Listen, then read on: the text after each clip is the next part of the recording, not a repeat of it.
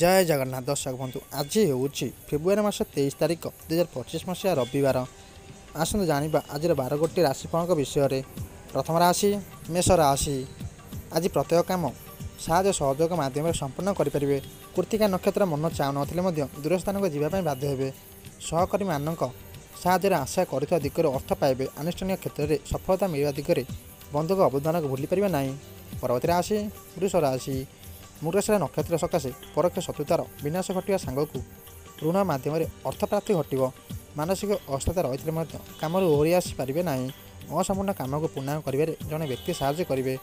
परिस्थिति पढ़ी खर्च देवा सांग को रोगपीड़ार दुश्चिंताग्रस्त हो पारती। परवर्ती राशि मिथुन राशि। आज सभा समिति में पुनर्वसु नक्षत्र प्रतिष्ठित व्यक्ति सहायता कार्य हासिल करेंगे।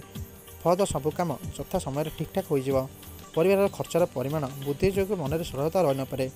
कला संगीत तथा क्रीड़ा क्षेत्र में सफलता मिलवार सूचना रही। परवर्ती राशि कर्कट राशि।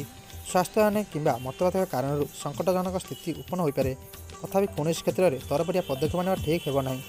जो जिनटी को पाइबा अपेक्षा कर सहकर्मी जरिए पाइपर। अष्टादश नक्षत्र आकस्मिक आशा कर शुभ खबर पर आनंद अनुभव करेंगे। परवर्ती राशि सिंह राशि। आज कर्मक्षेत्र में पदस्थ व्यक्ति सानिध्य सरकारी सहायता प्राप्तिर संभावना रही। बंधुक फेरिया बाटर विडंबता को लक्ष्य कर व्यस्त हो पारती। चेष्टा सफल होबार जड़े अर्जना विजेदीय व्यक्ति साहाय्य मिल। पूर्व निर्धारित योजना अनुଯାयी घरे बंधुजन सहित खुशी आश्रय जमीपे। परवर्ती राशि कन्या राशि।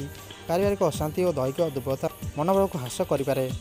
किंतु हस्त नक्षत्र प्रत्येक क्षेत्र में सफलतार सीढ़ी चढ़ी पारे। दीर्घ दिन है मौड़ी जाऊँ आशा पुणी कौड़ी उठव। अप्रिय सत्यभाषण प्रभाव में सभा समिति बंधुक सह विरोध हो पारती।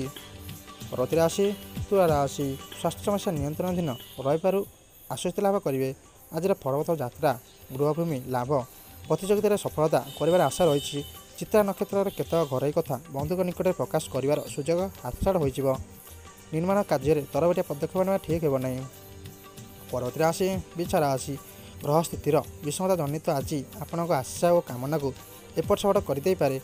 असहनीय बंधुक द्वारा मिथ्या अभियोग मन को हलचल करदेव। विशाखा नक्षत्र सकाशे सामाजिक स्तर में गठनमूलक कार्य प्रशासित होते। पदस्थ व्यक्ति सहित अधिकांश समय आरपारे कटाइबे। परवर्ती राशि धनु राशि। दिनटीर दीर्घ दिन लगी रही समस्या समाधान पूर्वक कर्म प्रभाव को अग्रगामी कराइब। नूतन गृह जानवाहन बंधु संपर्क उन्नति मानसिक स्थिति को दूरीभूत करें।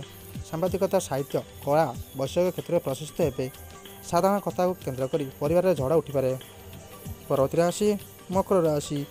शुक्र प्रभाव में विलासवेषण दिगरे मन आकर्षित हो लक्ष्य साधन मार्ग को अनदेखा करपारती। श्रवण नक्षत्र आज नूतन बंधु संपर्क सृष्टि सूचना रही। आतिथ्य ग्रहण पूर्वक वस्त्रभूषण प्राप्त हो पारे। पुराणा समस्या गुड़िक त्रुटि जाइए आकस्मिक भाव नूतन समस्या दुश्चिंतार कारण हो पारे। परवर्ती राशि कुंभ राशि। निज गृह में राशाधिपति रही स्वास्थ्य समस्या नियंत्रणाधीन रही। जिते चेष्टा कले विरोधी शक्तिर प्रादुर्भाव आपण कौन कुप्रभाव पकड़ पार ना। आज यात्रा प्रशासन आईन क्षेत्र मंद होना। पूर्व कौन सूचना नदे प्रिय बंधु घर को आसपारती। आज अंतिम राशि मीन राशि। आज आर्थिक अभाव और अनटन सांग को सामयिक प्रतिबंधक कम को स्थगित रखिपार ना।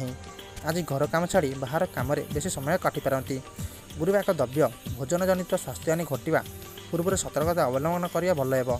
परिवार खर्चर परिमाण बुद्धि जो मन में सरलता रहा। यह आज 12 गोटी राशिफल विषय।